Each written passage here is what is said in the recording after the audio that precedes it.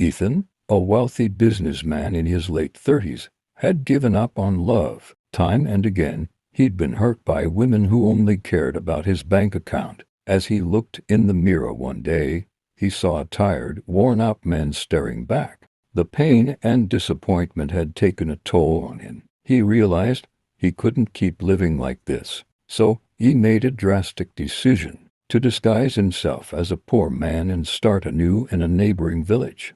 With a newfound determination, Ethan shed his luxurious life and moved to a humble apartment. The small, dingy space had only the bare essentials: a foam mattress, a stove, a pot, and some plates. It was a far cry from his lavish mansion, but he felt a sense of freedom. He knew it wouldn't be easy. Ethan's first priority was to find a job. He applied to various places, but no one seemed interested in hiring him. Days turned into weeks, and he was beginning to lose hope. Just when he thought he'd have to return to his old life, he received a call from a wealthy businessman who needed a driver for his daughters, Fina and Sophie. Ethan was overjoyed and accepted the job without hesitation. As he started his new role, Ethan couldn't help but notice the stark contrast between the two sisters. Fina was warm and friendly, often chatting with him and asking about his day. Sophie, on the other hand, was cold and distant.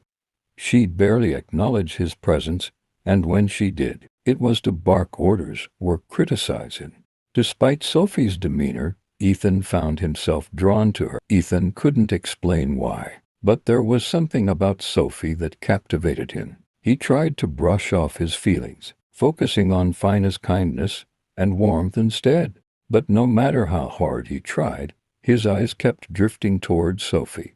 One day, Ethan couldn't take it anymore. He mustered up the courage to tell Sophie how he felt, but the outcome was disastrous. Sophie was appalled, and her reaction was swift and brutal. "You think you're worthy of me," she sneered. "We're from different worlds. You'll never be good enough for someone like me."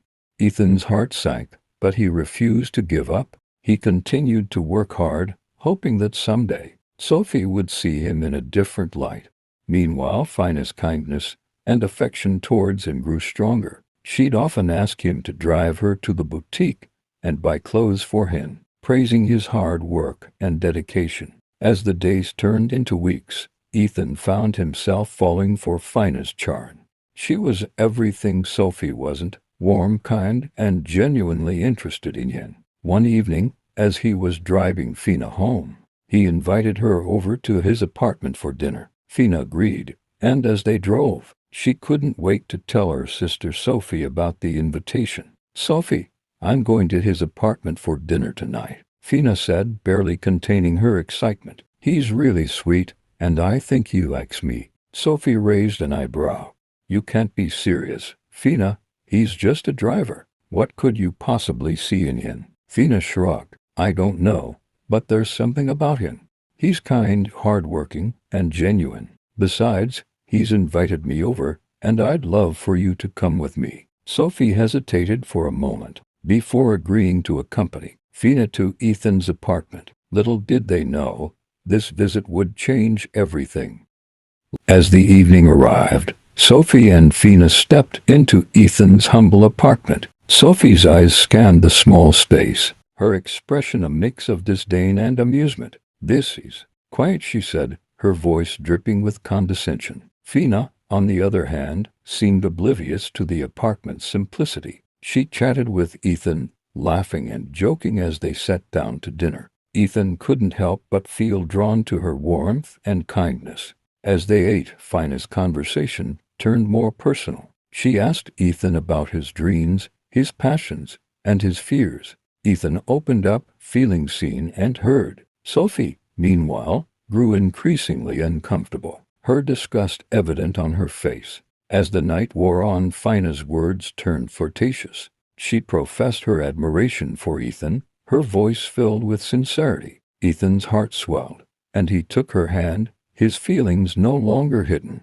Sophie's face turned red with disgust. "This is ridiculous," she spat, standing up. "We're leaving." But Fina stayed seated, her eyes locked on Ethan's. I'm staying, she said, smiling softly. Sophie stormed out, leaving the two alone. Ethan and Fina shared a tender moment, their lips meeting in a soft kiss. As they sat together, Ethan knew he'd found someone special. In that moment, Ethan realized his disguise had led him to something genuine love. And as he looked into Fina's eyes, he knew his decision to disguise as a poor driver was all worth it. As the night wore on, Ethan and Fina's connection deepened. Fina decided to spend the night, so she changed into Ethan's shirt, and they talked about their hopes and dreams. While lying down on the bed, their laughter filling the small apartment, Ethan felt a sense of belonging he hadn't experienced in a long time. The next morning, Fina left Ethan's apartment with a smile on her face. She couldn't wait to see him again. As she entered her family's mansion, Sophie confronted her. "What were you thinking, Fina?" Sophie asked, her voice laced with anger. "He's just a driver. You're a millionaire's daughter. You deserve someone with wealth and status." Fina shrugged. "I don't care about any of that. I care about how he makes me feel. He's kind, genuine, and he truly sees me." Sophie scoffed. "You're blinded by your feelings. Mark my words, he'll leave you the moment he gets what he wants from you." Fina ignored Sophie's warning, her heart full of joy. Over the next few weeks, Ethan and Fina's relationship blossomed. They'd steal glances at each other during drives, and Fina would visit Ethan at his apartment. Their love grew stronger with each passing day. But Sophie's disdain for Ethan only intensified. She began to plot against him, determined to expose his supposed true intentions. Little did she know Ethan was hiding a secret that would change everything. As the days went by, Ethan and Fina's relationship continued to blossom. They'd embark on leisurely drives, enjoy picnics, and explore the city together. Ethan had never felt happier. However, Sophie's animosity towards him only intensified. Convinced that he was using Fina for her wealth and status, Sophie grew more determined to expose him. One day, Sophie approached her father, Mr. Okoro, with a plan. "Dad, I think we need to investigate Ethan," she said, her voice laced with concern. "I'm sure he's just using Fina for her money." Mr. Okoro listened to Sophie's concerns, but remained open-minded, deciding to observe Ethan's behavior himself. Meanwhile, Ethan was unaware of the storm brewing around him. He decided it was time to reveal his true identity to Fina, and began by meeting with Mr. Okoro, Sophie and Fina's father, to disclose his real identity and intentions. Mr. Okoro was delighted and gave his blessings. Together, they planned a romantic evening at Ethan's mansion. Unbeknownst to Fina and Sophie, they were headed to Ethan's actual home. As they arrived, the sun dipped below the horizon, casting a warm orange glow over the lush gardens. Soft music drifted through the air, and the scent of roses wafted through the entrance hall. As they gathered in the living room, Ethan appeared, looking dashing and refined in his tailored suit. He got down on one knee, his heart racing with excitement and nervousness. "Fina, from the moment I met you, I knew you were special," Ethan began, his voice trembling with emotion. "But I have something important to tell you. I'm not just a driver, Fina. I'm a wealthy businessman. This is one of my houses. I've been pretending to be someone I'm not to find genuine love, and I've found it in you." Sophie's eyes widened in shock, while Mr. Okoro's expression remained unreadable. Fina's face lit up with surprise, but then her expression softened. "Ethan, I don't care about your wealth," Fina said, her voice filled with sincerity. "I care about the kind heart, the genuine smile, and the love you've shown me. You're the same person I've fallen in love with, regardless of your background." As Ethan slid the ring onto Fina's finger, her eyes sparkled with tears. She felt the cool metal settle onto her skin, and her heart swelled with joy. "Will you marry me, Fina?"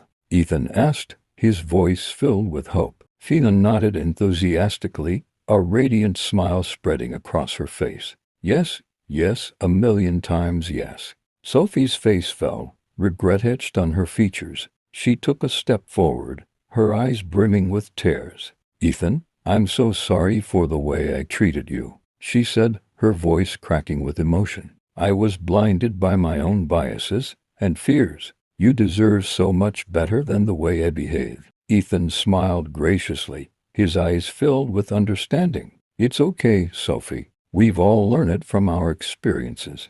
I'm just glad Fina and I found each other. Mr. Okoro smiled, his eyes shining with happiness. I'm glad to see you two together. You have my blessings. As the family celebrated, Fina and Ethan shared a tender kiss, the world around them melting away. In the days that followed, Fina and Ethan's love continued to grow. They planned a lavish wedding, surrounded by friends, family, and loved ones. Sophie, humbled by her experience, became a supportive sister, welcoming Ethan into their family with open arms. As Fina and Ethan exchanged their vows, the sun shone brightly overhead, casting a warm glow over the proceedings. They sealed their love with a kiss, their hearts filled with joy and promise. And as they danced under the stars, Fina leaned into Ethan's chest, feeling the warmth of his body and the beat of his heart. I'm so glad I found you, she whispered. Ethan smiled, his eyes shining with love. Me too, my love. Me too. The end. Like, comment, and subscribe for more stories.